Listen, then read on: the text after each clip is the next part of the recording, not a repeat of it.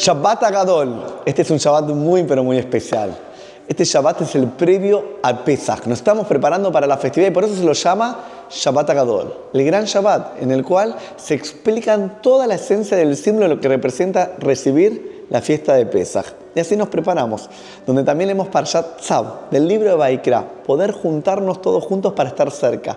Nos habla de los korbanot. Lei Karev, Karov, estar cerca al otro. Y Pesach, que es ese símbolo de poder acercarnos al otro, y en este Shabbat más que nunca podamos pensar con quién vamos a compartir Shabbat, con quién vamos a celebrar Pesach y con quién vamos a disfrutar la vida, en el cual nos preguntamos, Man Ishtana, ¿en qué se diferencia esta noche a la de todos los demás? Shabbat Shalom, Behag Sameach.